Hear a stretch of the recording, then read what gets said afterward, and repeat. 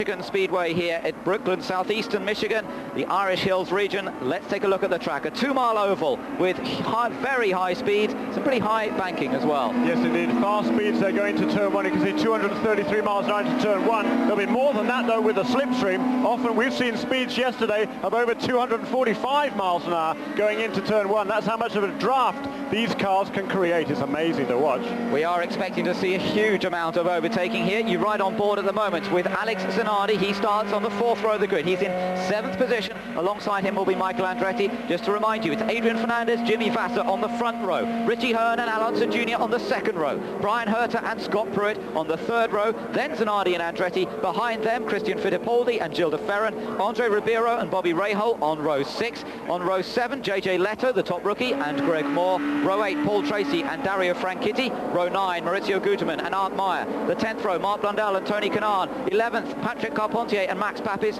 Then Robbie Gordon and Helio Castroneves. And the last 2 rows, Dennis Vitolo and Michel Jourdain, and PJ Jones and Alex Barrett. We are getting ready for the start of 250 laps of this 2-mile track. It's a long way to go. More like a sports car race in some ways in terms of the mentality required. Yeah, the concentration here is so intense at these sort of speeds, and it's mentally draining on the drivers as well as physically demanding for the cars as well. And here we are coming up, nicely spaced between the cars here, and we're coming up for the green flag. Here we go then, the start of the US 500 of 1998 is Fernandez and Vasser on the front row together as they begin to pick up some speed and go down into turn one for the first time. A bit of bunching behind. Looks like Greg Moore or Patrick Carpentier dropping back. Think it could have been Greg Moore, and a very slow getaway. Looked as though he had problems. Up front it's Jimmy Vasser with the initial advantage as the rest of the field files through the first couple of corners. And now look at Alonso Jr. He started on the 2nd row. He was practicing his drafting. Look at that, how close 3 cars are there as they go through turn 3 and 4. JJ Leto down on the inside, as up front Alonso Jr. comes around to complete the first lap. It's Jr. who just has the advantage, but Jimmy Vasser comes back at him as they go down into turn number 1. A frantic start already, just as we expected, and on board now with Michael Andretti, who runs right behind the leaders. He's picking up the toe now from Jimmy Vasser, and Andretti tries to go to the inside as Vasser picks up the toe, and it's almost 3 abreast into turn number 3. Well, we expected some good racing, and boy, we're seeing it already. Unbelievable stuff. A very slow start though by Adrian Fernandez, and that allowed a certain amount of bunching of the pack in the midfield, and the guys did a good job back there to avoid some accidents because it was awfully close. Look at that, 3 abreast into turn 1. Michael Andretti on the inside line, Jimmy Vasser on the outside, side by side through 1 and 2. Just remember, they're cornering at speeds of 230 miles an hour. This is incredible as they run side by side through 1 and 2 on the back stretch now. And watch out, as up behind them comes Gilles de Ferran in the blue and white car. He's joining into this lead pack as well. Let me tell you that it was Patrick Carpentier who dropped away at the start of the race. It wasn't Greg Moore. Moore still runs in 14th position, but for Patrick Carpentier, a disastrous start. Meanwhile, back with the leaders, Michael Andretti. You're on board with Michael in 3rd place now as Jimmy Vasser retakes the lead of this race from Alonso Jr. You've got 3 Americans up there, more experienced to driving on the ovals than the Europeans or the Brazilians, and they're showing them how to do it at the moment. Alonso Jr. goes back ahead in the Penske, and a great performance this from Little Al. Welcome back to our coverage of the US 500. On board with Michael Andretti. Problems with the setting of the speed limit button on that car, and they're looking to perhaps change the steering wheel, because when he came in last time, as you may have heard on the radio, he said his pit lane speed limiter was not working. He's been experimenting with it under this caution period behind the pace car. It's still not working. It's still not making the engine cut out to keep to that 60 miles an hour, and they are thinking perhaps of changing the steering wheel. That it is an electronic problem, and of course all the connections into the back of the steering wheel. He hits the button on the steering wheel, which brings that speed limiter into effect, and that's what they're thinking about doing. Now, whether they will decide to make that change before the next round of pit stops, we'll have to see. Meanwhile, Greg Moore has had all sorts of problems out on the track. Let's go down and hear from PJ Jones You were having first. more problems than that, weren't you? Yeah, something must have happened to the car, because we had a perfect car this morning and no understeer, nothing. We ended up putting like 10 turns of front wing on it, and the thing's still understeering. So we must have a shock or something going bad, and it's too disappointing, because I thought we could come out of here maybe with some points, and you know, we seem to do well in these type of races, and I like the ovals. And you know, I'm just really disappointed for the whole Toyota Castrol Degree team. I mean, they worked hard, and, you know, we've been struggling the last couple races, but I'm sure we'll get it turned around. And Jack, in a way, he said it was a relief. It kind of put him out of his misery. It was a scary car to drive. So PJ Jones now sits and watches to see what develops throughout this race. I don't think he's going to go anywhere. He wants to see exactly what's happening. Meanwhile, Paul Tracy is our race leader. Jeremy, a pretty impressive pit stop from the crew there. Sensational. He came into the pits in 7th position and goes out of the pits in 1st position. Meanwhile, there is the car of Greg Moore, the blue car there ahead of Michel Jourdain Jr.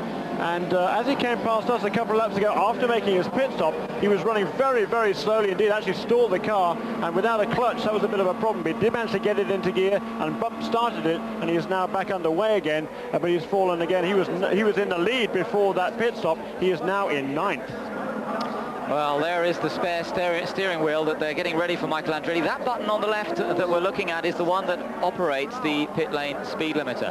And you see the drivers working that. You can see Michael's been working that out on the track to try and see if he can get it to work again. It hasn't worked, so they're going to have to be awfully careful on the next stop. That's why Michael was passed by a few cars in the pit lane. Sensibly, he decided to go slower than everybody else just to make sure of not picking up a penalty. Well, just one of the problems that can occur. Yeah, if they were thinking about coming in, they'll rethink that one, because we're now going back to green again as Paul Tracy gets a very good jump, and there is Brian Herder in 2nd place, who did not make a pit stop under that sequence of stops, and in 2nd place now. So away we go again. The green flag comes out, and Paul Tracy and Brian Herter battling side by side as they continue this race, which has seen so much passing, so much slipstreaming already. Gilles de Ferran in 3rd place. We've already seen some 24 lead changes. The record here is 28, and we're not even at half distance. We're very nearly at half distance, I have to say. Just a couple of laps away from the half distance mark as Brian Herter leads, with Paul Tracy in the green and white machine in 2nd place. Gilles de Ferran down on the inside is in 3rd, and then 4th position for Alonso Jr. Yeah, he moved up ahead of Bobby Rahal at the restart. Richie Hearn, however, he fell from 10th to 13th. He's lost the draft. He's fallen way to the back of the pack coming up for that restart, so not quite sure what happened to Richie Hearn. Tracy back in front again. De Ferran in 2nd. Watch out, Alonso Jr. looking to find a way past Brian Herter as these two get into a slipstreaming battle. Honda Power versus Honda Power. Goodyear tyres on De Ferran's car versus the Firestone tyres on Paul Tracy's. And Tracy, a long time since he's won a race, really since last year when he was still with the Penske team. He won 3 ovals in a row last year. His last win was at the Gateway track in St. Louis. We reached the halfway point. 125 laps are completed. The same number still to go. And Alex Zanardi's on the move as well. Yeah, one is not on the move. Well, he actually is on the move now. JJ Leto just came into the pits on that last lap, so he fell out of the draft there, back into 13th position. Brian Herter struggling a little bit with his car in traffic. He's reporting on the radio. He says it runs fine in clean air, but once it gets into traffic, it runs a little loose, and that means he's dropped back behind Zanardi, and it's allowed Zanardi that chance to get up past him. Up front, though, Paul Tracy's car seems to be working well in traffic or not in traffic. He's opened up a little bit of an advantage over De Ferran. Then Unser in 3rd place, Zanardi now in 4th, Herter in 5th, then Michael Andretti in 6th, Bobby Rahal 7th, Adrian Fernandez in 8th place ahead of Greg Moore, Jimmy Vasser, and then Patrick Carpentier and Richie Hearn. So all still to play for, and Jimmy Vasser now, Jeremy, back on the lead lap, is he, after that situation? That's good news for him. Yes, it is very good news. He didn't need to make another stop there, and of course he stays out on the racetrack. He's in 10th place behind Greg Moore, and we're watching there the leaders coming off turn 2. That is Paul Tracy, who's got back ahead of Gilles de Ferran. Gilles de Ferran doesn't like the idea of that and promptly repasses Paul Tracy into turn 3. It's all changed. Alonso Jr. showing that this year's Penske is competitive in this sort of racing on the speedway. At least Roger Penske can be happy about that on his own track, although they've seen one car go out already, remember, with a CV joint failure. Andre Ribeiro didn't last very long. Alonso Jr. still there. Paul Tracy, ex-Penske driver, goes around Gilles de Ferran again to retake the lead of this race. So many lead changes already. Great fun to watch, and it's going to be like this, I think, pretty much all the way through to the end. There's Zanardi moving up, by the way. That's the battle for third. Little smoke there from Alonso Jr.'s car. Now, there have been reports of smoke from Alonso Jr. on and off throughout this race. Definite little puff of smoke from the back of his car there. Whether that's something to concern ourselves with, I think it's something to just keep an eye on for the moment. But surely if there's a bit of oil being burnt somewhere, it's not going to make the machine last too long in this long-distance event. No, when they're certainly they don't run quite as many revs as they did in qualifying, but they're still around about 14,000 RPMs, and there around the outside this time goes Gilles de Ferran into turn 3 to retake the lead from Paul Tracy. Bobby Rahal also on the move. He's come up into 7th position. He's just got past teammate Brian Herter. And we go back on board with Michael Andretti now as Andretti comes up behind Alonso Jr. And 3 abreast up front as well. Fantastic racing. Just look at this. Andretti and Alonso Jr. side by side. Well, Andretti takes advantage of that slipstream. Just wait to watch Alonso Jr. do the same. Meanwhile, de Ferran has blasted past Paul Tracy again. Definitely a little smoke there from Little Al. And remember what happened to Andre Ribeiro. That was a CV joint failure. It could be something similar occurring on the Penske of Alonso Jr. Apparently the CART officials are keeping a very close eye on that smoke from the car. Obviously any trace of liquid being put down on track and an immediate black flag for the safety concerns of the other drivers out there. They cannot have somebody leaking oil or any other fluids for that matter onto the racetrack. This battle for the lead, and Brian Herter, who was in the thick of it, has slipped all the way back now down to 9th position. So he's fallen back through that pack of cars. As we're watching us now, is Gilles de Ferran's turn to lead. Obviously, we're on board again with Michael Andretti in 3rd position and getting the draft here. Gilles de Ferran, a sitting duck as Paul Tracy flies past him into turn 1, and Michael Andretti trying to follow suit on the inside line. Good, clean racing so far. Not much room on the outside there. Andretti just gives de Ferran enough room up to the wall. Meanwhile, further back, Greg Moore fans down to the inside as he's in the battle with Adrian Fernandez for 6th position. Wonderful racing that we're watching here. And we've got something like the top 8, 9 cars all strung together at the moment. And here they go. Speeds as they cross the line. And we can see that Michael Andretti there with the fastest, and suitably enough, he goes back into the lead again. De Ferran there, just running side by side with Tracy for a moment, but Tracy has gone back into 2nd place. And look at this racing. This is what we wanted to see. This is what we hoped for with the Hanford wing being fitted to the back of these cars, this device to try and make the cars a little bit slower in terms of flat-out speed, try and reduce the speeds from those 240 miles an hour average laps that we saw at Fontana last year.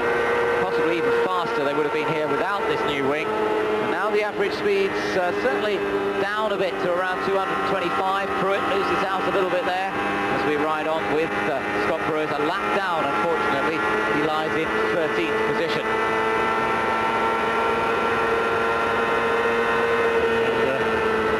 In case you're enjoying the action, there's plenty more to come. We've just got 134 laps down, so 116 still to go. Plenty of time for some good racing here. And side by side across the finish line, that time it's Paul Tracy has the advantage. Yet another change of lead. This is great stuff to watch. It is amazing, and I don't quite know how you manage to keep a lap chart of all this, Jeremy, while this is going on. They keep changing, and the numbers keep changing on your lap chart, and the leader seems to be different every time around. Tracy now with the advantage over Michael Andretti. Andretti picks up the slipstream, goes back down the inside. Tracy stays with him around the outside.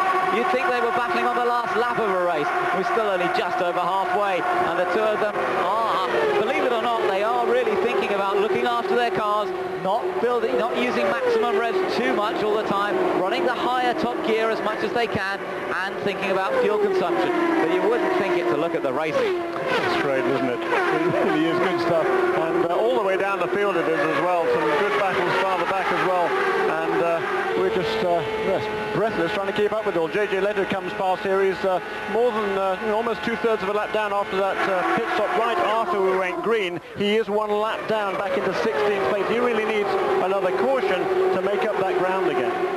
Fabulous, and it's just watching it on TV, sometimes you lose the impression of speed that these cars are going at. Let me just remind you again, they're averaging 225 miles an hour plus. They're up to 240 faulty at some areas on the straights, but certainly when they pick up a good toe, they're up to those sort of speeds across start-finish line. Unbelievable speed. And as you watch it on TV, just try and imagine yourself, here you are, watching the onboard camera with Gilles de Ferran, travelling at up to 235, 240 miles an hour as you move out of the slipstream of the car in front, just inches away. On the outside of you, you've got a concrete wall just inches away, and you've got to watch out for the marbles, the little bits of rubber. There goes Paul Tracy past Alex Zanardi again as the top four continue their battling. And Paul Tracy, we hear getting the word from his crew, just be patient, don't need to run out front just yet. Particularly after the last couple of races, made a couple of mistakes, and he needs to have a good clean race this afternoon. He needs to get to the finish line. That is paramount importance to Paul Tracy. Certainly that is what Barry Green is thinking, the team owner there, and he's imploring Tracy, just take your time, be patient. Just stick around there, have some fun if you like, but don't extend anything at all, either yourself or the car. Meanwhile, Patrick Carpentier, teammate to Greg Moore, just made a pit stop under green. He fell a lap off the pace now. He's back in 14th and 1 lap behind. Yes, just talking about Paul Tracy there, Jeremy. Great record on the ovals. He's always been a superb oval racer. There he is, still battling with Zanardi for third position as we go back on board the lead car. Gilles de Ferran, Michael Andretti coming past him. Tracy, 13 wins to his credit over a number of years that he's been involved in the Champ Car Series, and in fact last time out Zanardi taking his 14th win, so he's actually gone ahead of Tracy now. Zanardi's only been racing over here for 3 years or so. It's pretty amazing that Zanardi already up to those 14 victories. Paul Tracy first started racing back in 1991. Really first proper season was in 1992, although even then it wasn't a complete championship, but a number of Paul Tracy's victories have come on the ovals, and if he can just keep his patience and just play things carefully at this point in the race, perhaps we could see another chance for Team Green to take their first win. It came so close last week with Dario Franchitti. Let me just tell you that Franchitti at the moment is down in 16th position. He is 2 laps down, not showing the same sort of pace as Paul Tracy, much less experienced in this form of racing, of course, and Tracy making extensive use of his experience here today. De Ferran, for the moment, his race leader, still the leading quartet, battling all the way through. It's De Ferran, Andretti, Tracy and Fernandez has joined that quartet. In fact, Zanardi has just dropped back very slightly from these top 4 cars. Further back in the field, Richie Hearn is still running in 11th place, but he was quite a long way behind that whole pack of cars. He is now caught up with the battle for 9th place, which is enjoined between Bobby Rahal and Jimmy Vasser. So Hearn moving back over the picture. He's only 7 seconds behind the race leader, and he's made up quite a bit of ground since that unscheduled pit stop during the caution, or the late pit stop, the extra pit stop, through missing his pit stall.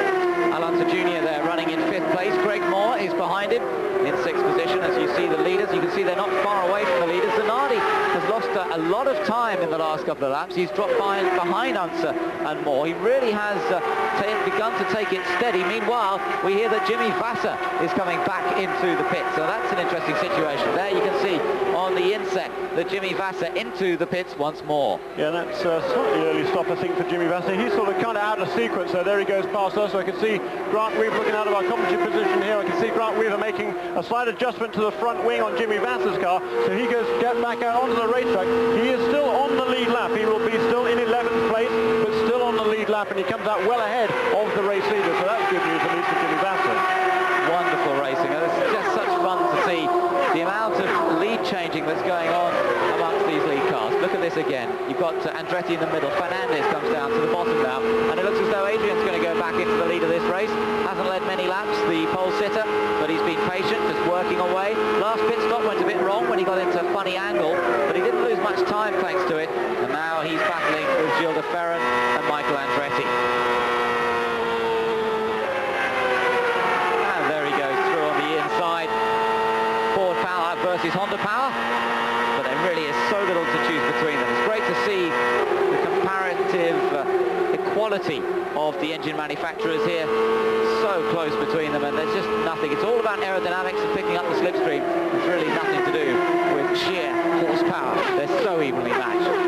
Let me correct myself. Jimmy Vasser did actually lose the lead lap. He is 1 lap down now in 13th position. So 10 cars again on the lead lap. Sorry about that. Bobby Rahal, the last of those.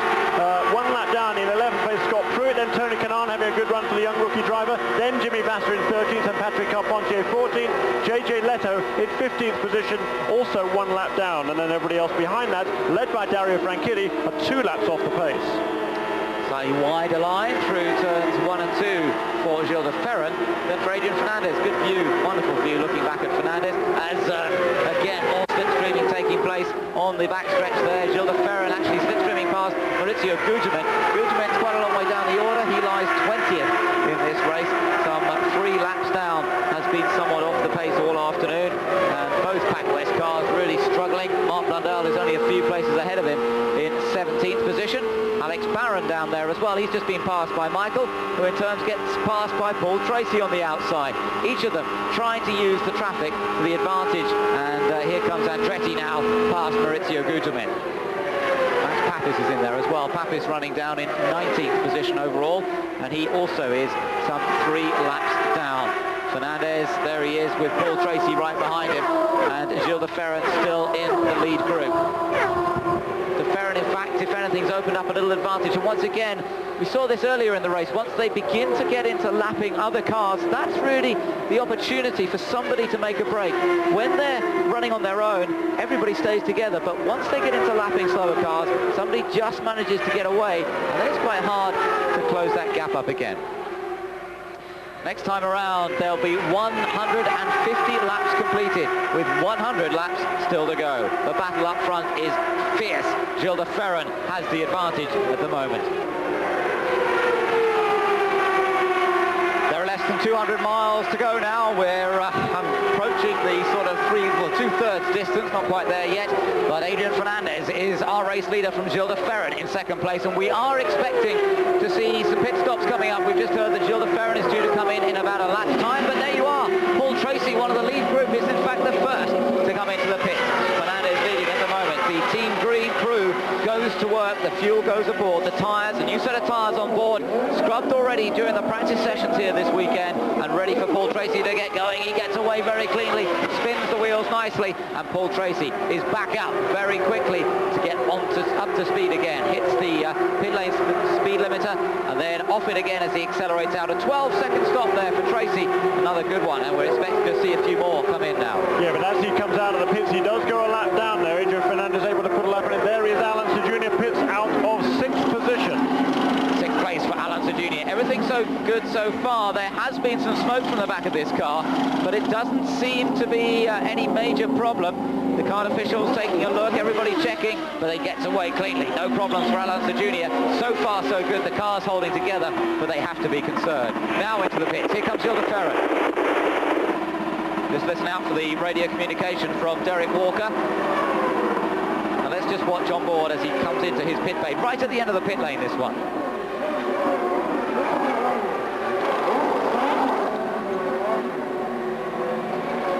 Very happy with the balance. They're making no changes to the wings on this stop. So I hope that this set of tyres is as good as the last set. There can be some variation. Away he goes. 14.7 for de Ferran, slightly slower than 1 or 2 of the others. Michael's into the pits as well.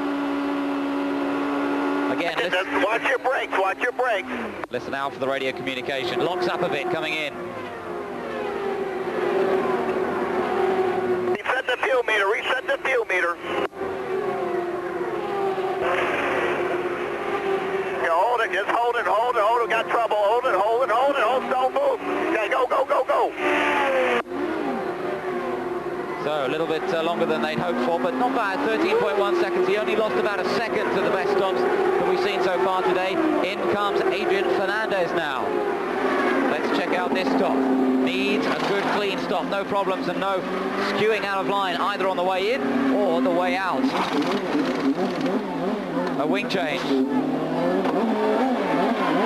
And they've got a problem on the right rear. Look, the right rear tyre man is in trouble. He's in trouble, and they've got to try and get this car back up again. Nobody realised what the problem was, and finally he gets it going. Now, that was a very interesting situation, but 21.3 seconds means that Fernandez has lost several places. Should stay on the lead lap, though. No, he'll fall off the lead lap for now, but he should regain it once everybody has made their pit stops. Of course, Greg Moore and Alex Zanardi not yet made their stops. Well, here is Greg Moore, in fact. So Alex Zanardi Zanardi also is on pit lane. He's right in front of us, or just off to our right-hand side. I'm looking out here. Sop seems to be going very well indeed. Greg Moore, though, he was pushing him away. I think he stalled the engine then. Well, I think they've still got that clutch problem. They still have the clutch problem. They need to push start him to get him going, or they can fire the engine up. They have to push him, and he has to try and engage gear virtually without a clutch. He does get it going. Poor Greg Moore, though, he's having those terrible difficulties to get out of the pit lane with the clutch problem, and they knew that was coming, and they just had to expect it, really. So Greg Moore, who was leader before at that stop, it all changes around as they get going again, and we wait for things to settle down. It looks as though Alex Zanardi may well have gained ground, as he had an excellent stop from the Ganassi crew. Mark Blundell comes in, by the way. He's a long way down in 16th position. Zanardi crosses the line, but it's Paul Tracy and Zanardi right together, and in fact it was Tracy who came across the line first there by 0.015 a second. As you go back on board with Zanardi, you can see the white and green car of Paul Tracy up ahead of him, and it is Tracy with the advantage. So we're back to where we were virtually a few laps ago, with another leading group. Tracy, Zanardi, Unser's up there as well. Gilles de Ferran fourth, Michael Andretti in fifth, and Adrian Fernandez finds himself back into sixth place now after that rather slow stop, but luckily didn't lose out too much. He's still in that lead group.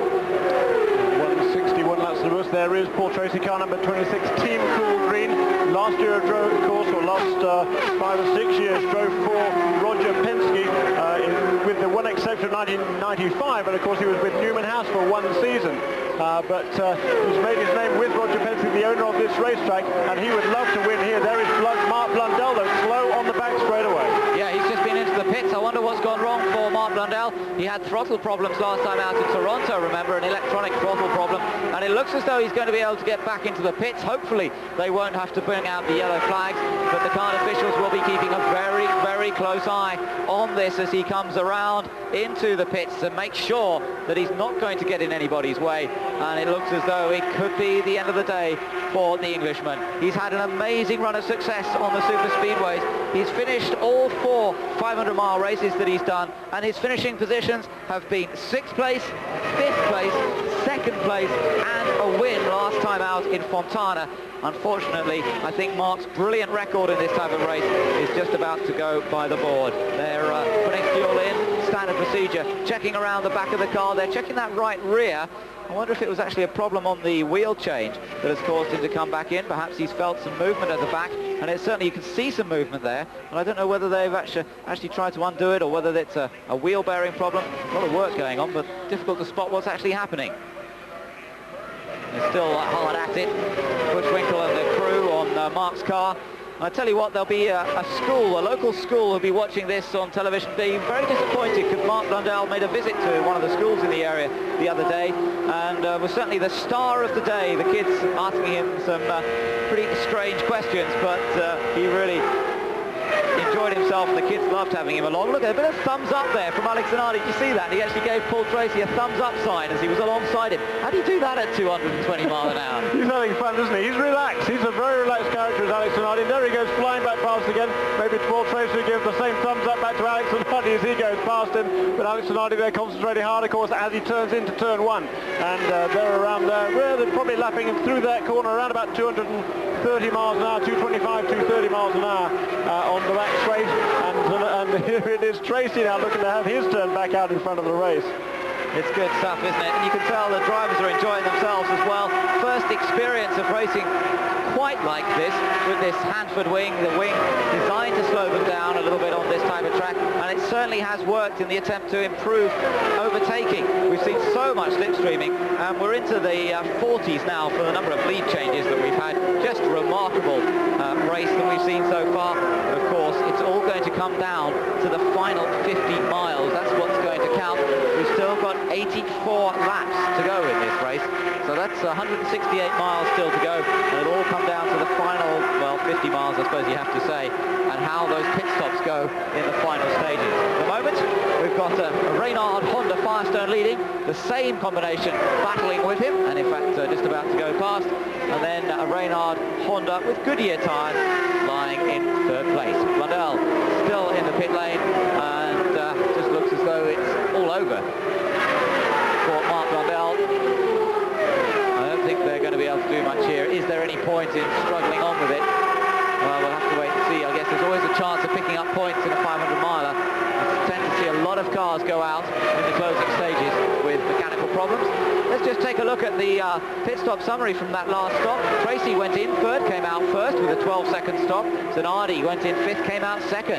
Look at Alonso Jr. He gained with the fastest stop of all. De Ferran lost out, and so did Michael Andretti, but only by one place, and they are with that lead group again now. Yes, and Adrian Fernandez, he fell back to sixth place, but he is in the thick of this battle. He's actually right behind Michael Andretti as Michael Andretti set sail for Alex Zanardi, and so we're on board again with Gilles de Ferran. Looking back, there's Paul Tracy at the front, and there's four cars, the last of them the green and red car of Adrian Fernandez. So even with that poor pit stop, he's still there in the lead draft. Well, Mark Blundell has come back out of the pits again. They're still struggling to get that car right and stay in the race to perhaps pick up some points at the end of it. Tracy and Zanardi. Zanardi still battling away. Tracy's opened up a little bit of an advantage over this last lap or so. Gilles de Ferran playing the game there in second place. As we wait for them to come around past our commentary position, this will be to complete 170 laps. It is 41 lead changes we've enjoyed so far, and they're lapping Helio Castro Neves now. He's still running down in 18th position, some 3 laps behind these leaders. Who's that lead patch? Look at it. It's Christ up 3 abreast there. Helio Castro Neves in the middle of the young rookie driver there. Ooh, dear, he doesn't want to be in the middle there, so the last place he wants to be. He's had some experience in this racetrack, though. He did the Indy Lights race here 2 years ago. He and Tony Kanaan were teammates then with Tasman Motorsports. He still thinks that was the race of his life. He had a great time. He didn't win the race, but boy, he had fun dicing wheel to wheel. That was at 190 miles an hour. Look, there we go again. This race, of course, is at 220 miles an hour plus, a different thing altogether.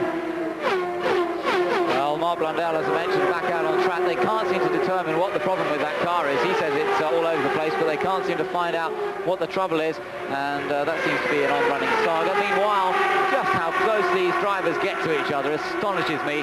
Last time around there, Michael Andretti, Paul Tracy and Gilles de Ferran, there were just literally inches between them at over 220 miles an hour. Just fabulous, and it's great to see the discipline involved here. The concentration required to run at this sort of speed and this close to one another, absolutely fabulous, and they're putting on a tremendous show. So far, it's Alex Zanardi who's taken the initiative for the moment. Paul Tracy is there battling with Michael Andretti for second as Andretti goes through. 172 laps have been completed here at Michigan.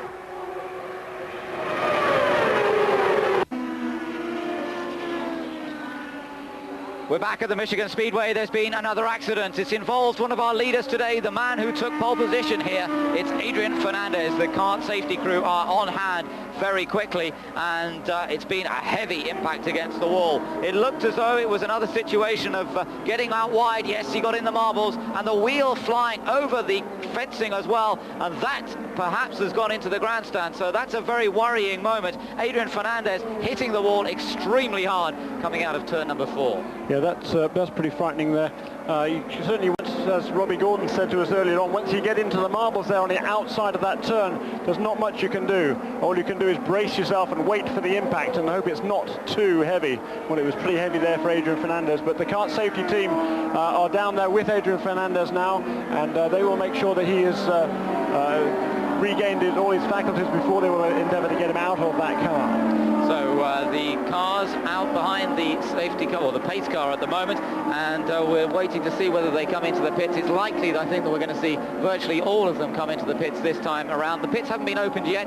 They're waiting for that big plus sign to be put up, but it looks as though Adrian Fernandez is okay. We've just heard reports that he has come on the radio to say that he is all right. I think a bit shocked, a bit dazed. He was pretty slow apparently to answer his radio to his crew, but there he is with the safety members. The helmet is off. He's drinking some water. He's taken a big knock, but I think that Adrian is basically all right, so that's good news. Let's take another look at it, Jeremy. Yeah, and here he's already understeered up wide there into out of the groove there and up into the wall there. He was dicing with Paul Tracy at the time, and there's a wheel goes up in the air, and Appears to hit the top of the debris fencing. Not quite sure where it goes from there, but a heavy impact for Adrian Fernandez. You know, there's crash box recorders on these cars, and that wasn't, as accidents go, that wasn't as heavy as some we've seen. But some crashes, the Ford data recorders have recorded more than 100 Gs in the accident, and basically speaking, more than 100 Gs will basically kill you.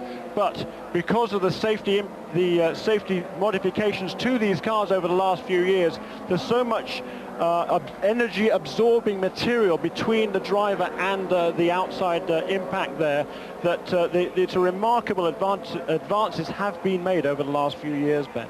Yes, thankfully they have. The seats, as well, as you say, they've got new seats being used in this series. Now let's take a look at the pit stops. Vital pit stops here. Michael in the top of your picture, Alex Zanardi in the middle of your picture, Paul Tracy at the bottom. Let's see what happens and watch who has the best stop. Slight front wing change on Zanardi's car. Tracy, 10.1, brilliant stop again from Team Green. Zanardi at 9.6, another great stop. He gets out ahead of Tracy, and Andretti, a slow stop here. Why so slow? Difficult to spot exactly what happened. 19.1 seconds. Michael is very late out of the pits. And dicing wheel to wheel with Richie Hearn as they get past our box here on the exit of the pits. There is Richie Hearn, having moved ahead of Michael Andretti.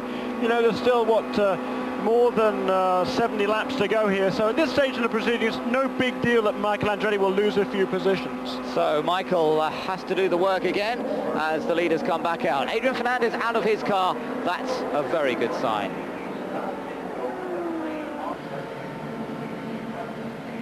Back at the Michigan Speedway for the US 500, 180 laps completed, 70 laps still to go. We're under caution period as a result of Adrian Fernandez crash, the leader of this race for quite a few laps. He's been in that lead group for a lot of the race, started on pole position. Adrian has limped away from his car. It looks as though he's really taken a heavy bash to his knees. Of course, in the monocoque tub, Jeremy, there's not a lot of space for the legs, but they can still take a very, very hefty whack against some pretty hard edges, can't Yeah, they? absolutely right, Ben. If you can imagine just sitting there in the car, your knees are away from the bulkhead, and as the car slams sideways into the wall, your legs just follow an instant later, and then they tend to knock against each other, and that's what it tends to be pretty painful. But it's great to see there Adrian there with John Potter, who is actually the chairman of the Championship Drivers Association, making sure that Adrian's okay. He looks after all the insurance aspects and looks after the drivers, make sure everything's okay with them. And he's been a great friend to the drivers here in this series, and just helping Adrian walk himself into the medical centre, be checked over by Dr. Olvie and Cohen. Here's another replay of this accident. There's the two leaders coming up on Michel Jourdain Jr.'s car, and his countryman, Adrian Fernandez, heavily into the wall there. Yes, really behind him. Leaving a big mark against the wall, and you can see it just scraped along. I mean, imagine the speed that it was doing as it hit the wall. He hadn't had much chance to slow it down, had he? No, you can't really slow down the car at all. You can just sort of kind of brace yourself, and what you tend to do is move your knees probably across to the left-hand side of the car, and as there's the force of the impact, your body's not strong enough to stop your knees from whacking across into the right side of the monocoque there, and a painful rap on the knees for Adrian Fernandez. So great disappointment for the Mexican, who seemed to be having a great weekend here in Michigan, but he's not going to score any more points. He lies fourth in the championship, won't add to it today. Zanardi is race leader.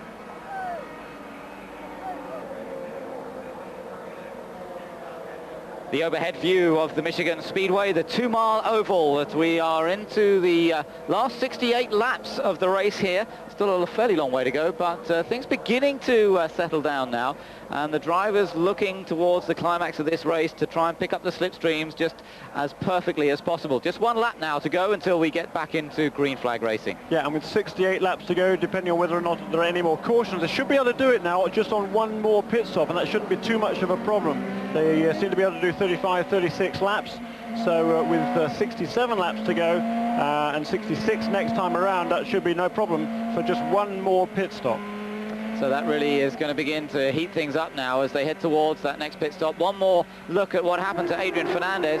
There he was with Paul Tracy right behind him as they went down the backstretch. Paul Tracy got the toe, went down the inside, as we've seen so many times already in this race.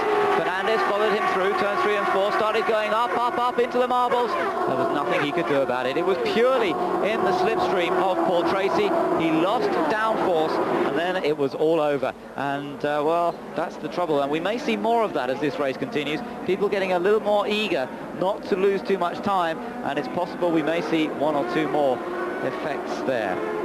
So we don't know anything about any possible injuries in the stands. The wheel did go over the fence as we saw, and there are reports of injuries, but we know no more at this stage. We will let you know as we get some news. As we get ready to go green flag racing once again, Alex Zanardi, and it's yellow. We've got a car off on the infield. Now, who is that? Is it Dario Franchitti? It looks as though it is. Yes, Franchitti off on the infield. He was running in 14th position, and it goes a yellow flag immediately. Now, what happened there? Of course, we don't know. Maybe a couple of cars got a little bit too much side by side as they got on the power again. Tyres very cold, of course, and Dario just shot across. Look, he was in the middle of the pack, and suddenly he just shot across from the middle onto the grass over there. I wonder if that was as a result of flooring the throttle, or whether something broke on the car. Seems a little bit strange. Just by the way, look at the amount of mess there is on his roll hoop, and the amount of sort of rubbish that car collects as he goes around the race course. Of course, that's all been on his visor at one point or another.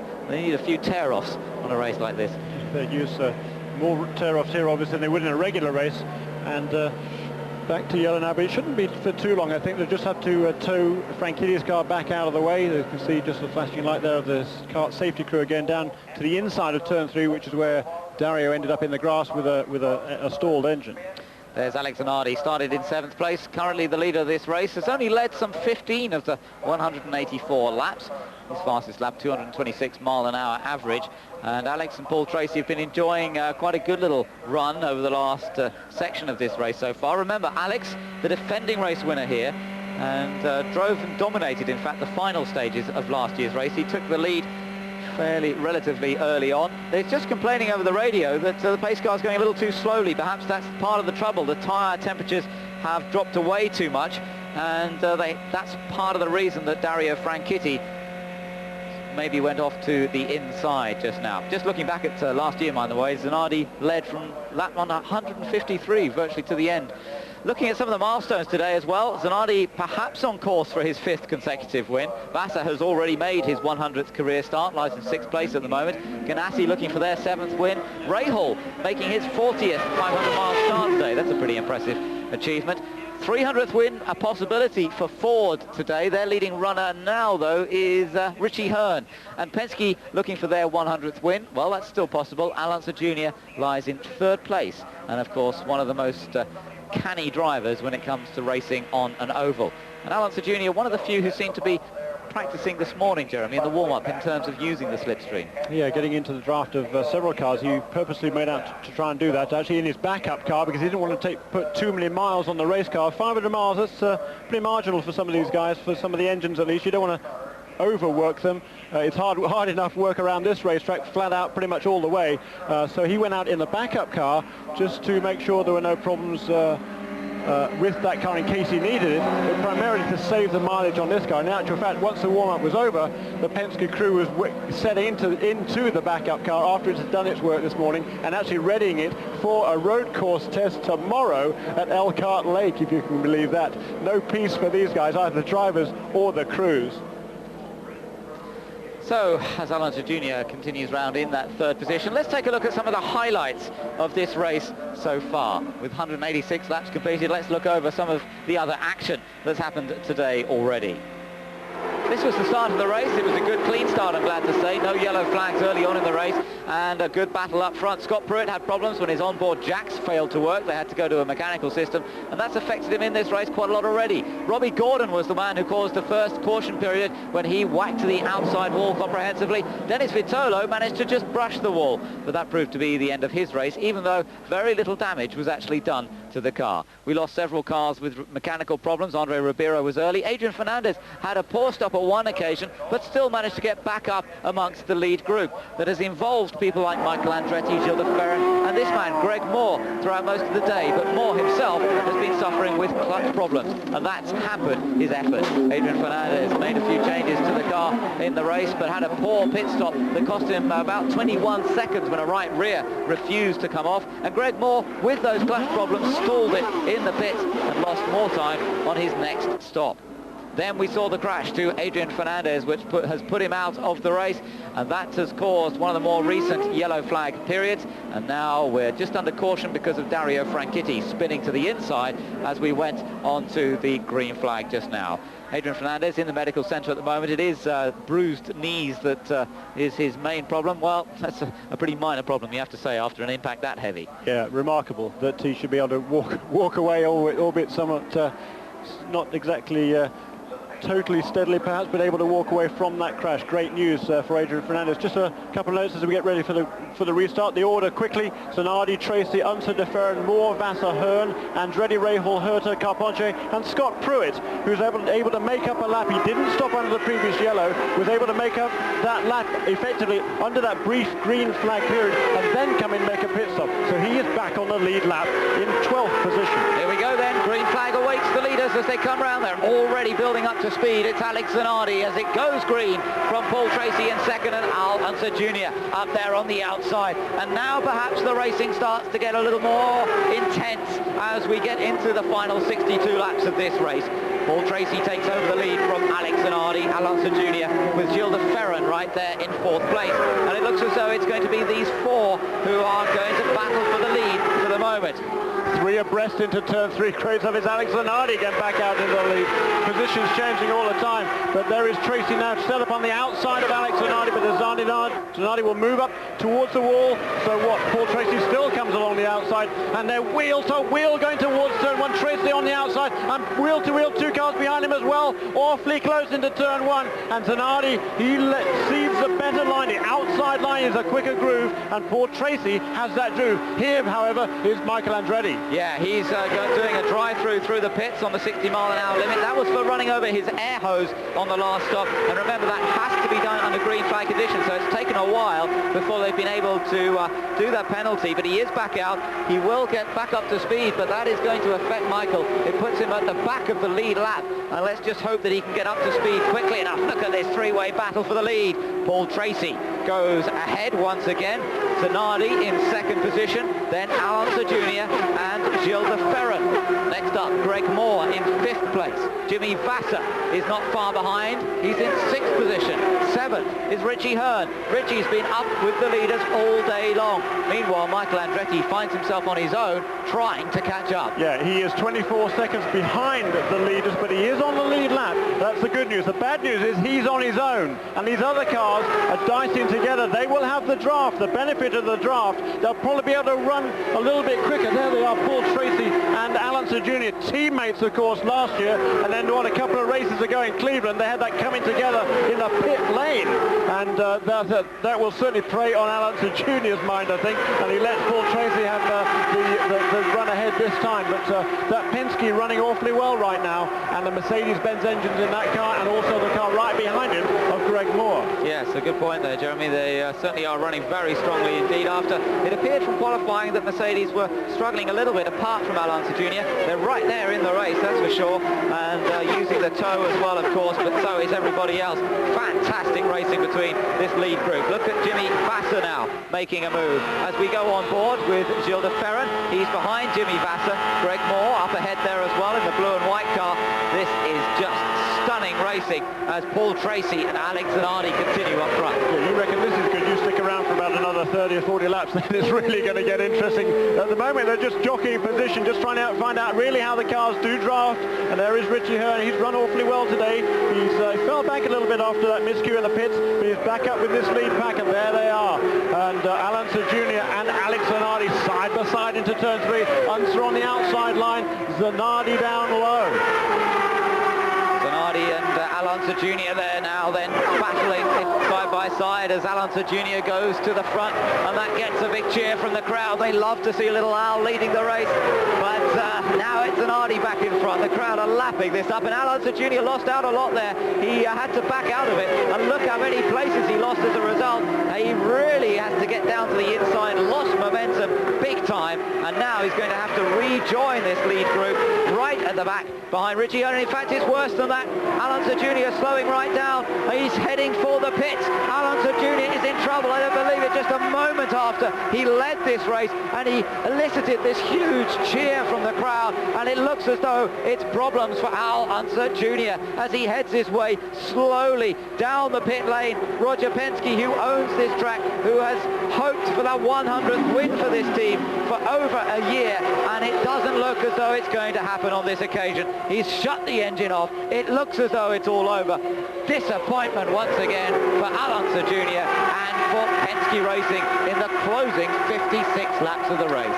Great shame, and as you say, there was a huge cheer went up from this crowd as he took the lead, and just seconds later, poor Al Unser Jr. slowing down there, and he shuts the engine off, and that's the end of his day. But a great run once again, and nothing to show for it for Team Penske. Tracy and Zanardi still up there. De Ferran's there. Vassar up there too. Then Greg Moore, Richie Hearn, and don't count out Brian Herter or Bobby Rahal, because they're on the lead lap. They're running 7th and 8th at the moment. Patrick Carpentier also on the lead lap. So is Scott Pruitt. So is Michael Andretti. But Michael, can he go fast enough? He's doing 32.3 on his own, which is pretty impressive. Almost the same pace as the leaders, but it's not enough to close up. And he's going to... he really would love a yellow flag, I have to say. Michael Andretti, that would be perfect for him now. He needs a caution period so they all bunch up again, and then he would really be in with a shout towards the end of this race. Remember, we're still going to see another pit stop, but that's not going to happen for another 20 laps or so if it goes according to plan. Of course, a yellow flag might affect that if there is a caution. Gilles de Ferran then, at the moment in third. It's for a moment Zanardi who leads, but not for long, because Tracy's about to go past again.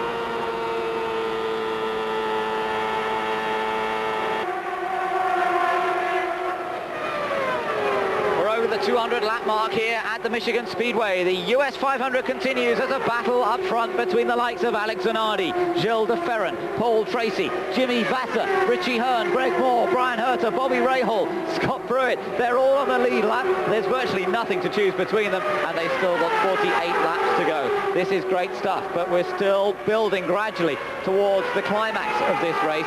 As we say, still another pit stop to make. We've seen little Al go out of the race. We've got a chance to catch up with him after the disappointment. From his car. I understand its electrical problems was what put you out, but you've got to be excited about leading the race there for a short period of time.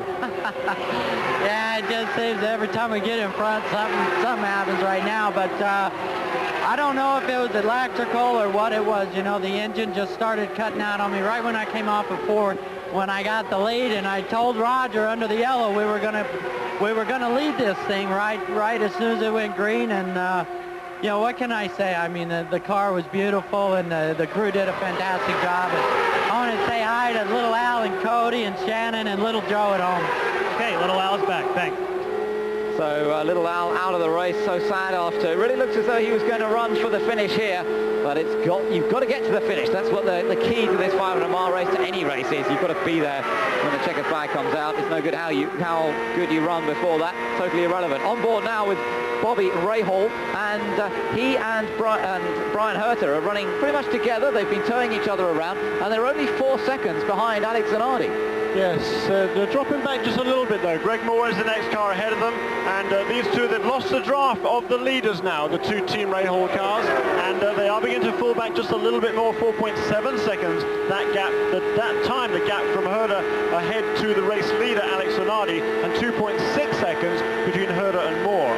Now look at this, Bobby's having to fiddle with part of his dash display underneath the screen. How about that at 230 miles an hour? It was coming off, and he was trying to put it back on with one hand, steering with the other hand, and that's not as easy as it sounds. Look, he's doing it again, trying to tape it back down as he goes across start-finish line.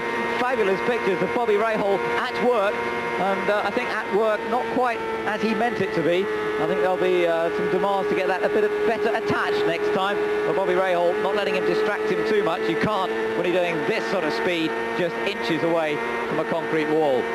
Indeed, Bobby tasted cement dust last year when he hit the wall, passing Dennis Vitolo. Vitolo made a bit of a squeeze on Bobby Rahal, and he hit the wall pretty hard. Now, we've managed to find out a bit more about the injury to one of the men in the stand. What's the situation on the spectators in turn 4? We've had 3 people who have been critically injured. They're going to be transported by helicopter to nearby hospitals. We do have an emergency situation. All right, any more information you can give us than that? Were there other minor injuries? There were 7 injuries total, and we do have a number of ambulances that are up behind the turn 4 grandstands, and we'll be transporting those people immediately. We do have a very fine care staff here, a medical staff who is on the scene right now. Thank you. Well, obviously very sad news to hear that some spectators have been seriously injured as a result of the accident that occurred to Adrian Fernandez earlier on, the wheel going over the catch fencing, and our thoughts are very much with them. Let's just hope that they are okay, but obviously it is a very serious situation. Let's go back to the racing. Zanardi still out front at the moment.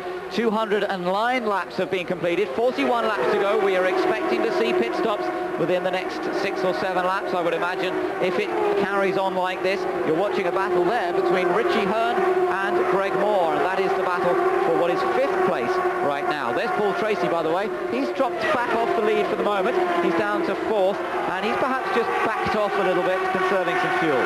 Yeah, so we hear from the pits he is conserving fuel. Alex Zanardi is absolutely flying. He's leaving the field for dead. It's 2.4 seconds he's pulled away from the field in the last 3 or 4 laps, and he's really turned the wick up. 31.58 last time around. That's a pretty quick lap indeed, and he's really upped the pace. It's very rare. I hadn't seen many below 32 seconds flat up until this last segment, and now we're getting down to the nitty-gritty stuff, and Alex Zanardi is turning up the wick. Yeah, that's right, as we would imagine, as we've seen him do in the past, and difficult on this kind of track to do that, but he certainly has pulled out away a big advantage. Look at the speeds there as they come across. In fact, Moore the fastest on that lap because he had a slipstream to help him, 226 mile an hour average, but he's at the back of that group, so he's got a lot of work to do to try and close up. Meanwhile, Zanardi on his own still managed a 224 mile an hour lap, and that's probably even more impressive. There, Hearn and Greg Moore do battle at the back of the lead group for 5th position. But Zanardi's lead last time was some 2.7 seconds. He needs to build up the advantage as they head towards the pit stops, and then he needs the team to execute one of its famous rapid stops. So we'll just have to wait and see exactly what happens.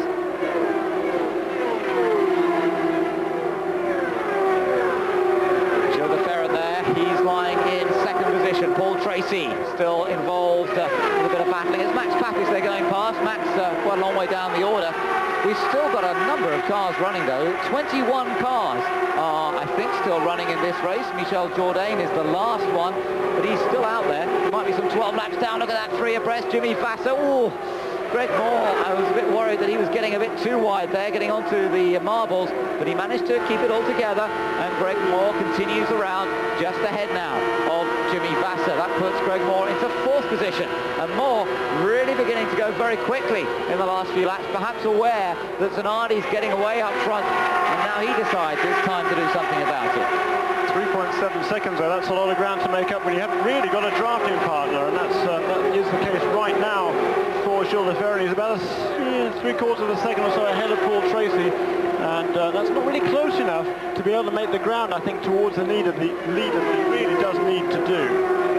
There's de Ferran, then Paul Tracy, as you say, 3.9 seconds, as you mentioned, for Zanardi. There we are, riding on board with Alex Zanardi, coming through that turn 4 area, about to cross start-finish line, and that's 215 laps in the books now. 35 laps to go, and Zanardi really has opened up an advantage. 4.3 seconds now is the gap. Back to 2nd place, Gilles de Ferran and Paul Tracy still battling for that 2nd position. But Zanardi working on the car throughout this race with veteran race engineer Mo Nunn. They have to get... Oh, we've got a... Dario Franchitti just blew up as he came past here. That will for sure, I think, bring out the yellow flag. Yep, there is the yellow flag, comes out from the start of Jim Swintel. A big blow up for had Dario Franchitti. He was, even despite that mistake, he was actually worked his way back up into 13th place, a couple of laps off the pace, but that's as far as he's going to go this afternoon. So the pit lane is closed for the moment as they get everybody bunched up behind the pace car. So of course the advantage that Alex has built up over the last few laps of 5.4 seconds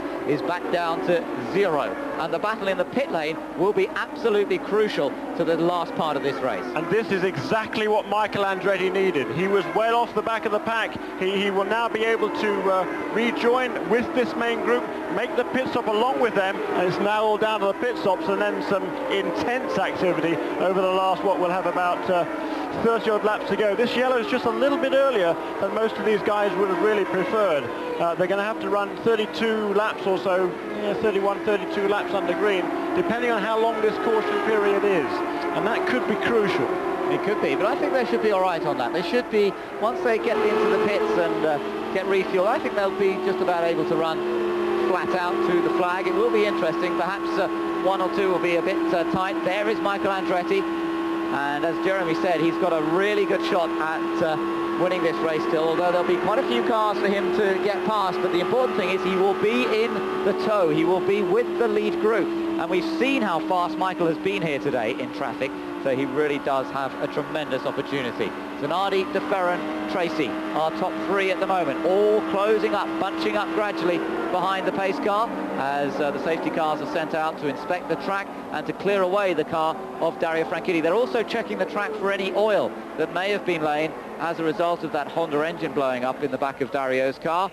And that will be a very close track inspection. Dario did a pretty good job. He got it low on the racetrack as quick as he could here coming past start-finish line, which is, a few of you may remember, a couple of years ago Alex Zanardi had a blow-up in exactly the same place. This one wasn't quite so dramatic. When Zanardi's engine blew up, there was just this massive cloud of smoke.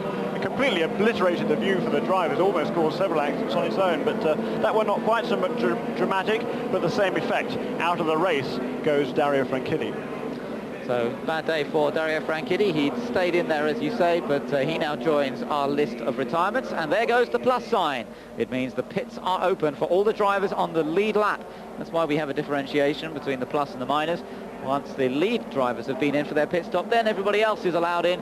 But it just means there's not too much bunching going on in the pits, not too much chaos. And that means, what have we got, Jeremy? 11 cars on the lead lap, so not too busy down there. Yeah, absolutely. 11 cars on the lead lap. And we've seen before that Hearn and Andretti, their pits are pretty close together. The order as they come in then, let's just set the scene here. Zanardi, De Ferran, Tracy, Moore, Vassar, Hearn, Herta, Rahal, Pruitt, Carpentier and Michael Andretti in 11th place. Those are the cars in the lead lap. They will be coming in right now. Next time around, all the cars more than one lap down can make their pit stops. They are led by Tony Kanaan, the rookie driver, in 12th place. He is on a lap on his own. He's one lap down. In 13th is JJ Leto, 2 laps down, along with Gugelmin and Castro Neves. And Art Meyer in the Lola is 3 laps down in 16th. Here we go then, the pit stops, the all-important pit stops.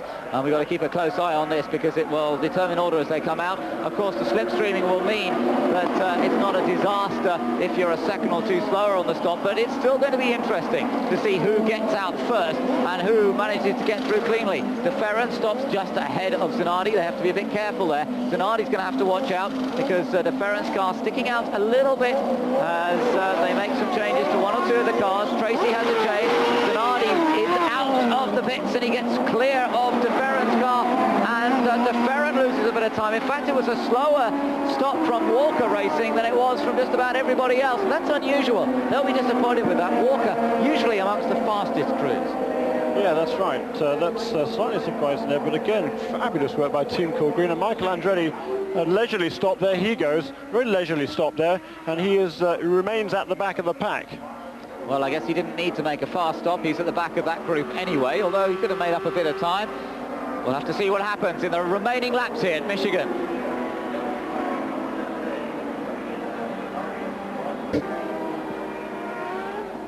More drama here at Michigan. Paul Tracy's had to come back into the pits. They had a problem with the right rear wheel. It wasn't properly attached. He had to come back in. They've been attacking it with a hammer, with just about everything to get it back out. And finally, they managed to sort it out. It was to do with the attachment of that wheel onto the hub. They got it sorted out and finally did it up properly and sent him out. Now, he is still going to be on the lead lap.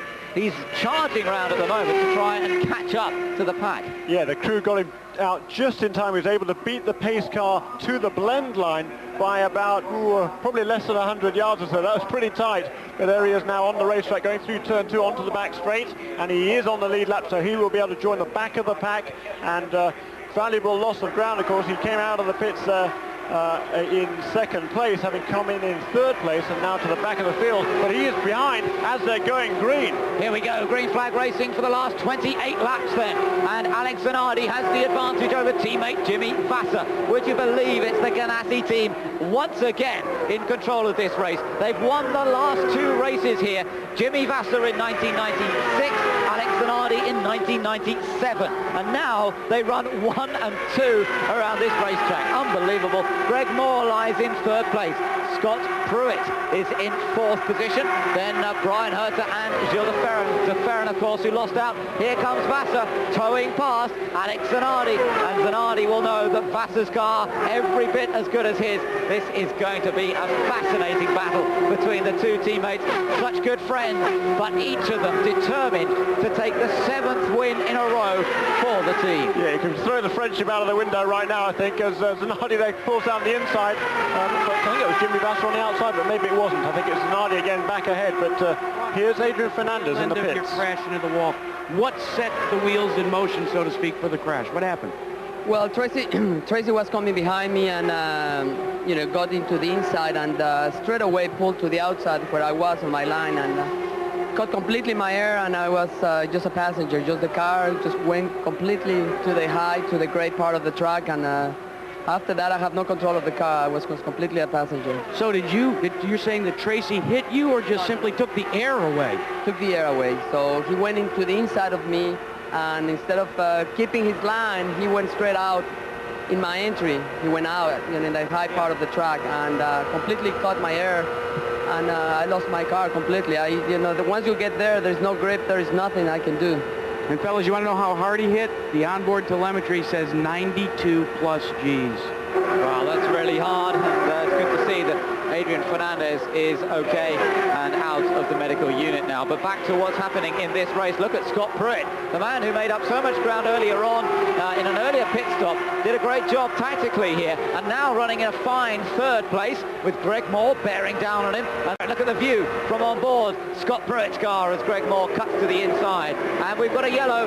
Let's got another full course yellow, everybody. Let's see what's happened. I'm not sure if we've got an incident somewhere. Oh, it's a heavy impact, and I think it looks very nasty indeed for JJ Leto. I thought it was Leto's car, the Hogan racing machine, and JJ Leto out of this with a very heavy impact. Yeah, he'd been dicing mightily with Helio Castroneves. They'd switched positions a couple of times since that green flag came out. They were battling over 14th place, just behind Mauricio Gugelmin as well. They were 2 laps down, but that action there was no less intense, and JJ, we can see moving around in the cockpit, just flicked his visor up, but heavy damage to the right side of that car. Yeah, it's good to see he's waving at, whoever, showing that he's basically okay. But let's hope his legs are okay. Let's see what sort of whack he took here. Replay coming up to you of JJ Leto. Almost a repeat of the accident that occurred to Adrian Fernandez, and just launched itself into the wall once again, didn't it? Ran alongside the outside. Same place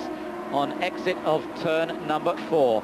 So several cars, in fact, reported to have run over debris as a result of that, including some of our lead group, de Ferran, Brian Herter and Bobby Rahal. Yeah, that's not surprising. When you hit the wall at that sort of speed, there tends to be shrapnel goes all over the place, little bits of carbon fibre, and they can cause absolute carnage amongst these tyres. These race tyres are either the Firestones or the Goodyears. They're not, they're pretty sturdy, but these little bits of carbon fibre shards that get in there, bad news indeed. So I'm sure we're going to see some of them making even precautionary pit stops. All these cars have on board little sensors within the tyres, tyre pressure sensors. They were developed by Epic Technologies, a group in Pennsylvania, along with Marlboro Team Penske, which came about as a result of an accident by Emerson Fittipaldi at at Phoenix International Raceway 6 or 7 years ago. Fittipaldi was leading that race under caution. It went green. He didn't know he had a puncture in the right rear. He crashed. If they'd known, then he could have come in and made that pit stop, but he wasn't able to do it. That's when they began to develop this system, and that has now been passed around to all the teams who use that. So in the pits, the telemetry systems on these cars monitor those tyre pressures, and the crew in the pits will know if one of these tyres has lost pressure. Well, there is Scott Pruitt. There's some complaints from Greg Moore that apparently he reckons that Pruitt passed him under yellow. Well, that's one for the CART officials to find out. Let's go down to Gary Gerald in the pits with Dario Franchitti now.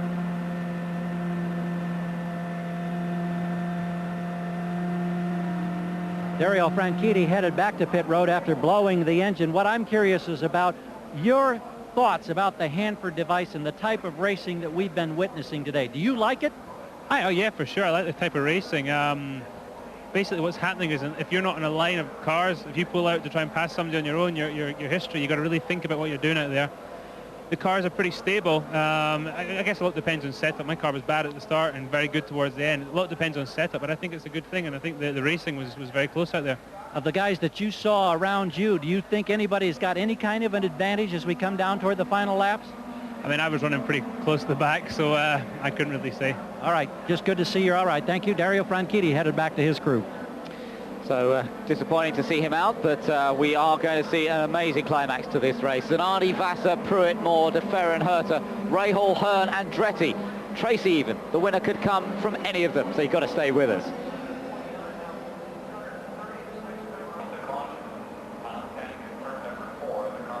Into the closing stages very much now of the US 500 from Michigan Speedway, and we're under caution period after an accident for JJ Letter. We've just seen JJ being taken from the car, but it does look as though he could have badly injured one of his legs, Jeremy.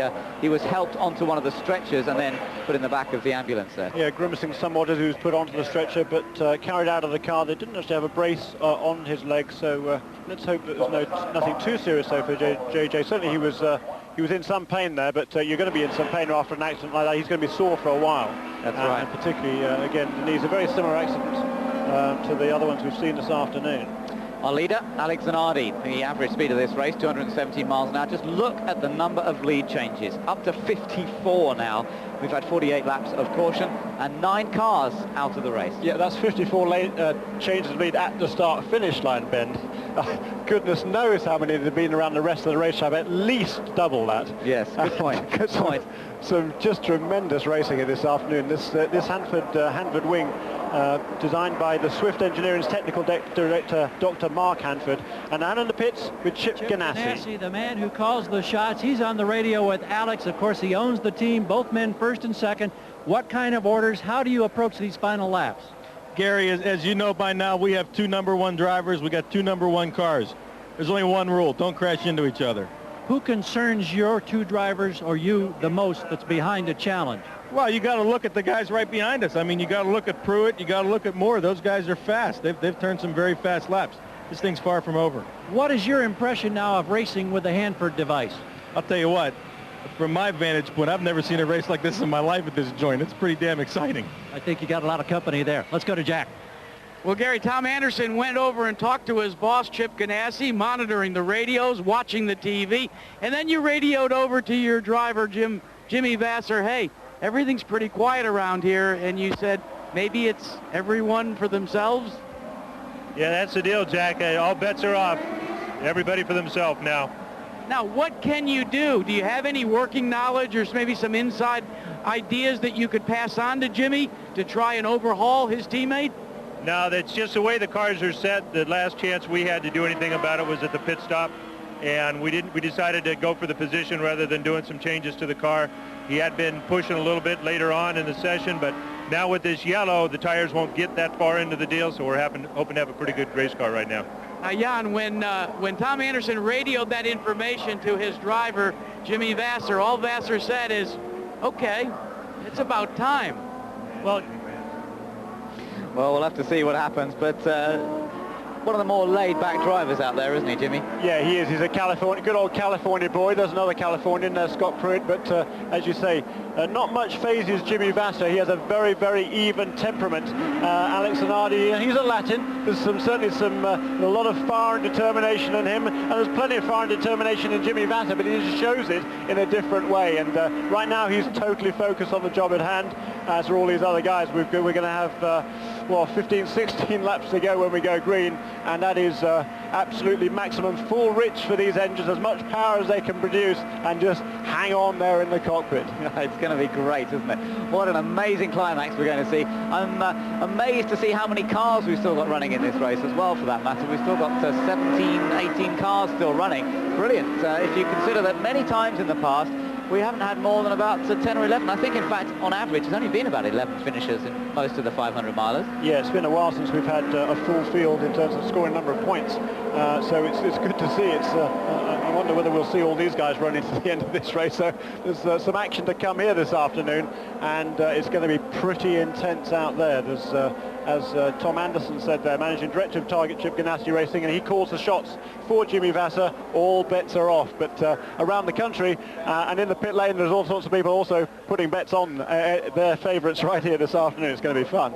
Yeah, but so unpredictable. I certainly wouldn't want to call it as yet. I'm happy to call it as it happens, though, because we're going to be seeing a tremendous climax, a tremendous end to this race, as we are getting ready for them to go green. And away goes Zanardi. Look at him laying down streaks of rubber on the backstretch, a little bit like Moore did earlier. He goes for it on the restart to try and open up an advantage to Jimmy Vasser. Vasser, in turn, opens up an advantage over Scott Pruitt. Great restart there by Alex Zanardi, and he did that last time around, and Jimmy Vasser was able to get up in, even catch the draft from 50, 60, 70 yards behind and catch up with Alex Zanardi. But this time around, Zanardi's made a bit better of a jump, and he's a whole second ahead as they come past start-finish line. So 16 laps to go, and everybody now going for it flat out as the battle behind Vasser and Zanardi continues. You can see Vasser there second, Pruitt in third, then it's Gilles de Ferran. De Ferran comes down to the inside of Scott Pruitt. Now it really begins to matter, just inches away as they go through the corner at 220 miles an hour and accelerate even faster speeds as they come across start-finish line. Zanardi's advantage, 1.3 seconds at the end of that lap. He's got to hold on for 15 more, though, and the tow will gradually begin to take its effect. De Ferran stays ahead of Scott Pruitt, and it's De Ferran now who goes chasing after Jimmy Vasser. Yeah, boy, that was awfully close in turn 4 there between Scott Pruitt and Gilles de Ferran. I think it was possible to forget now, it's so close. But there they are, those 4 cars. They'll get closer than that by the time they come around one more time, I fancy. But there is Jimmy Vasser in second place, and he is closing the gap just a little bit, I think, to the race leader, Alex Zanardi. Yes, a few tenths of a second there. What to keep an eye on Michael Andretti. He's at the back of the group. He made up 1 or 2 places, but now he's dropped 1 again. He's back down to 9th. That's right, Richie Hearn now moving back ahead of Michael Andretti, 8th and 9th, those two. They've switched places each of the last 2 laps. They don't want to do too much side-by-side racing at this stage. They want to get in line and get themselves up into that lead draft and try and tow themselves closer to the race leader, Alex Zanardi. Zanardi's being caught by Jimmy Vasser. He cannot do it on his own. He tried to make the break and then get away, but they're all running flat out. There's nothing he can do about the effect of the tow, and Vasser closing up to the back of Alex Zanardi. It's going to be, at the moment, it looks like it's going to be a 5-way battle for the lead, and look at the 2 Ganassi cars absolutely together again. Vasser was able to make up that 1.3 second deficit in just 2 laps. That's how much of the tow he got from the back of Zanardi's car, even from quite a long distance behind. This is all about bravery now, that's about it. It's all about the slipstreaming and how brave can you be going into the corners. Where do you want to be? There goes Zanardi on the outside line. That, generally speaking, tends to be the preferred line, at least in turns 1 and 2. But last time around, Vasser made a move on the inside into turn 3, so different end of the racetracks, perhaps a different story. Yeah, here comes Pruitt trying to get past De Ferran again. De Ferran's got a bit closer to the back of the Ganassi cars.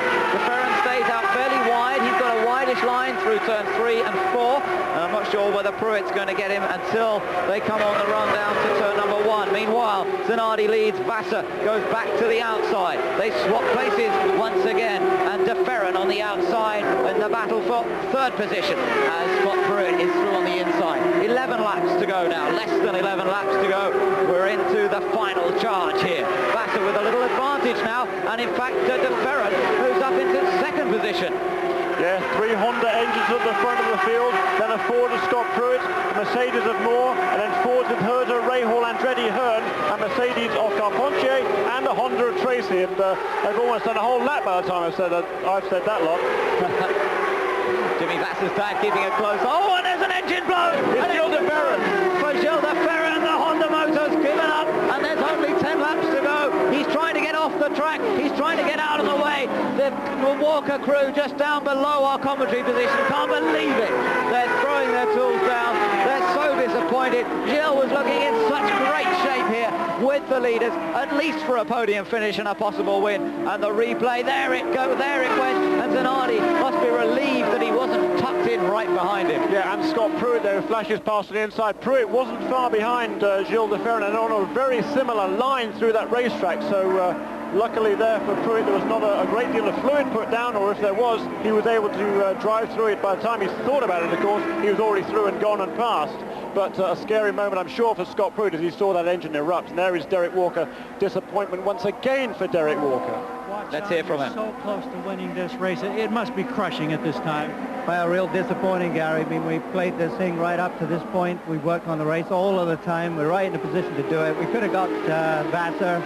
Something's gone wrong. I don't know what it is, but we'll have to try another day. What can I say? Thank you so much.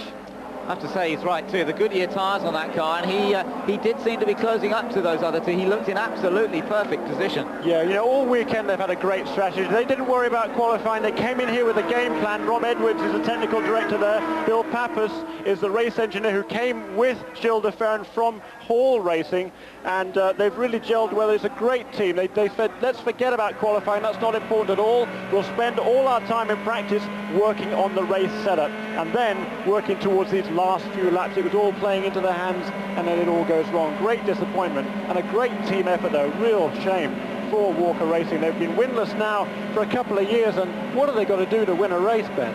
Yeah, you feel like that with Team Green as well, don't you? The problems that Tracy had earlier. He should have been up in this lead battle as well, but just doesn't seem to come together. Ganassi seems to be getting all of the luck that there is. Pappas coming into the pits. He's been given a black flag for blocking, apparently, which I don't quite know how he managed to do that, or out there when everyone's passing everybody left, right and centre. Yeah, that's good. He was a lap on his own in any case, so the penalty is fairly irrelevant. He was a couple of laps behind Art Myers in 16th place, and I think it's a bit more of a problem there for Max Pappas. Yes, that's right. So he might have had a black flag, but I think it's a bit more serious than that. It looks as though it might be over for him. Sun still shining between the clouds, a little bit of cloud around above us. You can see the shadow of the helicopter. Let's look at this, two teammates just playing a little bit. The green flag is going to come out next time, apparently. Zanardi just drawing alongside Jimmy Vassar. Give him a little wave. How are you doing? All right, fine, thanks. And you could see Alex just flexing his fingers a moment ago. You know, the tension of holding onto the wheel for this length of time. They've been racing now for very nearly 3 hours. And it looks as though it's going to be another Ganassi win. Look at this list here. Michael Andretti, the winner of the opening race of the season, then Fernandez. But ever since then, except for one win for Greg Moore at Rio, and Zanardi very nearly won that one, it's been dominated by Team Target Chip Ganassi Racing. Yeah, astonishing. They've had their slice of good fortunes in there. There have been a few lucky breaks for this team, but boy, have they taken advantage of those. And the point is that they've put themselves in a position to be able to win these races, and they've carried it off. Tremendous teamwork. And they are good buddies, but I think Zanardi pulling alongside. They're trying to out-psych Jimmy Vassar. I don't think that'll worry Jimmy Vassar one iota. No. He is focused on winning this race. He's obviously got a pretty good car, and so is Alex Zanardi, of course. But let's not count out these guys behind. Scott Pruitt, Greg Moore, Bobby Rahal. He's running well here, the veteran. His final year, Rahal's last ride. He'd love to go out with a win, and no better place than here. He's won races here before at Michigan Speedway, but not a 500-miler. Now then, are we going to see the pace car pulling off up here, or are we going to see one more lap? I think the lights are still on the pace car, so that would indicate that they've got another lap to follow before they actually go green, and that would mean that they've got 5 laps to go then. 5 laps of racing to take us through to the checkered flag, and let's hope that it's 5 clean laps, that we don't get any more situations, engine blow-ups, incidents, whatever else. Yeah, really. With yesterday's race, the Indy Lights race, it was a spectacular race, but a big crash on the back straight with just 3 laps to go, and that race finished, under caution. It was an anticlimax, but it was such a sensational race that no one really mattered. But it would be lovely to see this race go these final 5 laps. We're coming up to complete lap 244. And if the pace car pulls off around next time, they'll have done 245 and just 5 laps to go. 10 miles for the shootout and $100,000 on the line for these guys. Of course, the Mile for Pole Award will not be won again, so that another $15,000 will go on to the top of the bonus next week, taking over $300,000. Yeah, to Mid-Ohio, where the chances of winning from pole have to be fairly high, don't they? You tend to regularly get a win from pole at the Mid-Ohio Sports Car Course, one of the classic racetracks on the calendar. Alex Zanardi saying in the press conference the other day that he reckons it's probably the most demanding track in America to actually get one really good lap in qualifying. The ultimate lap is probably harder at Mid-Ohio than anywhere else. Now then, let's not think about Mid-Ohio. We've got to concentrate on this race, because this race will get started again on the backstretch, because that's when they will go for it. Now then, Vassar will determine the timing of accelerating away. Zanardi will try and stay with him, but it's all too easy to get caught out. Yeah, the last couple of laps, it's been Alex Zanardi who has led the field up to the green flag. This time it's Jimmy Vassar. He has to wait for the pace car to get out of the way, and then he gets on the throttle fairly early onto the throttle, halfway down the back straight, even if that. And Jimmy Vassar, a very good jump there, and Zanardi behind him, and then those 2 cars very close behind Scott Pruitt and Greg Moore, and right behind Greg Moore there is Bobby Rahal. Yeah, so Vassar with the brake, but can Zanardi use the toe? Here he comes. He didn't get much of a break, and Zanardi's already picked up the toe, and he moves to the outside. 5 laps to go then to the win of this US 500. They both won this race in the last 2 years. Vassar won it in '96. Zanardi won it last year. They both went on to win the championship each respective season that they won this race. But which one of them is going to do it? Or could we see a surprise? Are we going to see Scott Pruitt and Greg Moore suddenly come from behind and snatch the victory? 4 laps to go this time. And 3 different engine manufacturers. Honda in the first 2, then Ford, then Mercedes. And all 3 manufacturers in the hunt here with just 4 laps to go. Jimmy Vassar goes to the outside. Vassar takes the lead again. Zanardi's down on the inside. Slipstreaming past one another. Who will want to lead onto the last lap? Well, I shouldn't think anybody will want to lead onto the last lap. Zanardi now to be slipstreamed by Greg Moore. It's all too easy to go from a lead position to find yourself in 4th or 5th position. Zanardi tries to stay around the outside of Moore. There's a little puff of smoke from the back of Zanardi's car. It looks as though to me there could be a little bit of smoke from the rear CV, a bit like we saw on Ribeiro's car. Let's hope it holds out. Just 3 more laps to go. And again the slipstream picks up. Again Zanardi tries to get into 2nd place. Moore trying to go around the outside. Again that little puff of smoke from the back of Zanardi's car. I think he's got a problem, but whether it will slow him down or not, that's another issue. And now Moore's going to take the lead from Jimmy Vassar. There he goes into turn 3 down the inside. Greg Moore takes away the lead from Jimmy Vassar. 2 laps to go this time around. Let me just tell you that Brian Herder is off the pace at the back of this pack, but here is a battle for the lead. 4 cars absolutely nose to tail. 2 laps to go then, and it's Greg Moore up front. Scott Pruitt's getting involved, and the 2 Ganassi cars trying to work together to get past Greg Moore. It's Jimmy Vassar who's gone back in front now as we go on board with Scott Pruitt in 4th position. It looks as though it's going to come between these 4. Greg Moore is in great shape though as he tries to get down the inside of Jimmy Vassar. This will be the white flag. There'll just be 1 more lap to go as they come round this time. Vassar with the advantage. Greg Moore is in 2nd. Alex Zanardi is in 3rd as they head down towards turn 1. Zanardi goes to the outside. Moore goes to the inside. Zanardi trying to follow round as they're both on the edge. It's Moore who's got in front. Now has he got enough to hold on the last 2 miles? They're heading up the backstretch into turn number 3 for the last time. Moore with the advantage. Now's the time for the final slipstream. Zanardi tries to close up. Vassar tries to close up, but I don't think they're going to get Moore. I think Greg Moore is going to take it. They come round to take the checkered flag and the battle for 2nd, but it's Moore. It's Greg Moore who wins it. Vassar and Zanardi go through 2nd and 3rd, and Zanardi, I think... For some reason, Greg Moore's car has disappeared off the scoring charts, but Greg Moore won that race, and Zanardi by 0.008 seconds was given second place. The scoring is showing Jimmy Vasser the winner. That emphatically is not the place. A sensational finish by those two Target Jim Ganassi cars, but ahead of them both, and receiving plaudits there from Alex Zanardi is Greg Moore, his second win of the season. Brilliant performance from Greg Moore. How about that? We thought it was going to be Ganassi's 7th win in a row, but Greg Moore timed it to perfection. He kept quiet about his pace. Look at that battle across the line. And, well, did Vasser get it, or did Zanardi Yeah, well, they're get it? saying that Vasser got it by 0.008, but whoever was on the inside, I couldn't actually see who it was on the inside, but it must have been Jimmy Vasser. That's what the timing is saying. And what a fantastic finish.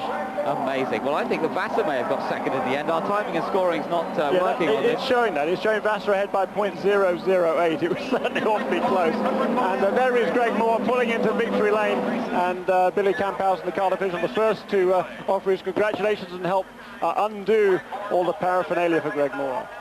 He had more than his share. Well, what an amazing race. Let's hope we get a chance to hear from Greg Moore as he clambers out of the car. A picture is worth 10,000 words. This is an entire novel in victory lane right now.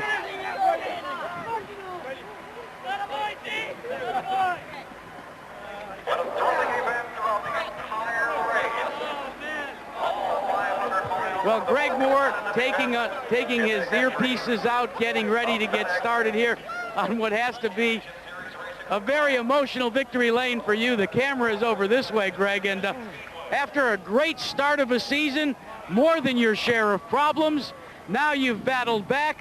Jerry Forsythe and company, they're going to congratulate you now, but I want to talk about those last couple of laps. That was intense. Wow. That's what all I can say, thanks. Oh, just the players, guys, gave me great pit stops all day. I mean, we stalled the car twice in the pits. We had a bit of a mechanical or electronic problem there, but we bounced back from it. We knew we had a good car. It was just a question there right at the end. You know, both the Ganassi cars were awfully fast, but we just managed to get them on that last lap going into one. You know, everybody says, and you've heard it, I know many times, that patience is so important with a 500-mile race. How much patience did you have to practice today? None. It was flat out from the beginning to the end. I mean, you know, we knew that the Mercedes would be, you know, reliable enough. It's just a question of, could we get the brakes? And we got the brakes today, and I'm just so pleased for all these guys. I mean, well, it's a very happy victory lane, but there was a photo finish, Gary Gerald, for second place. And the man who ended up second was Jimmy Vasser. Jimmy, tell me about that last couple of laps and the emotion you're experiencing right now. Well, it was a good race, a lot of fun. You know, I hate to come second like that, but it's, you know, it was a fantastic race. Greg Moore did a good job. I had to give him a little room there. You know, he got underneath me. I just led the wrong lap, I guess. Was there any strategy? Well, not when you got a couple to go, and you know, it seemed like I could pass somebody and pull out a bit, but you know, they just came flying right back up on me. I must have had 10 car lengths when they, you know, we might have had a little problem with something, because when I got out by myself, I couldn't pull you know, over 1,000 less revs than I should. So, you know, I think it might have been something a little wrong with the top end speed. All right, we'll hear from his teammate, Jan. Well, Alex Zanardi, when he got out of the car, he wanted to clear the way because he was told the car is on fire. I believe, were you talking to your wife there? Yeah, she's been watching. She told me good job. When you saw the smoke, or did you know the car was smoking and made a decision to stand on it as opposing to lifting? What can you do about it? There's no difference in this place. It's not that you can ease and say, I hang in there and let the engine have a break. I mean, you flat out all the way. So it's a 50-50. Well, it stayed together. Congratulations. Thank you. So Alex Zanardi finishes third. His run of victories is broken by Greg Moore. A tremendous win here at the Michigan Speedway.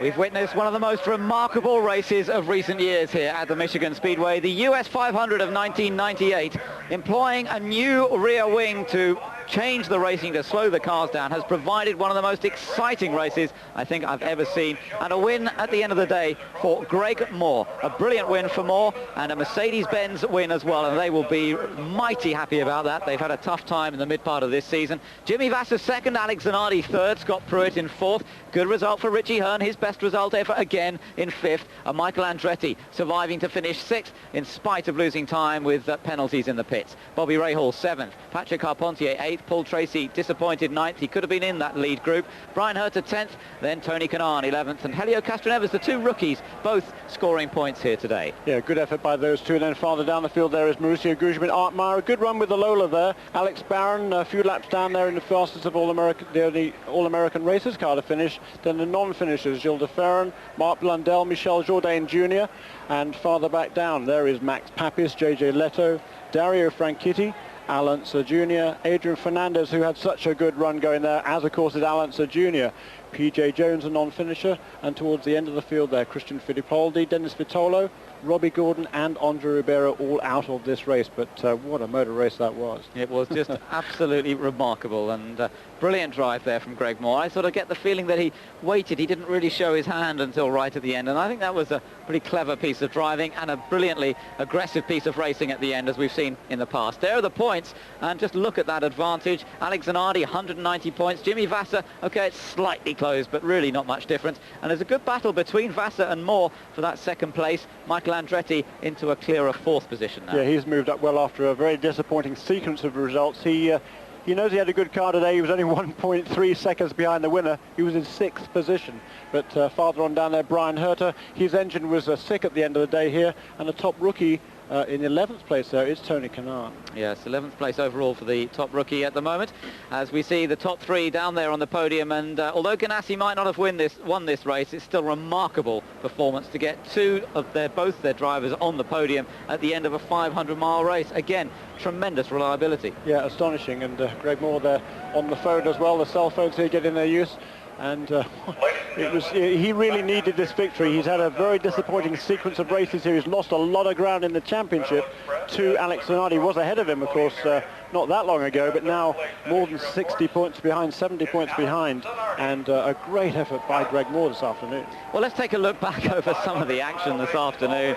Try to remember what's been going on. There's been so much going on. It's been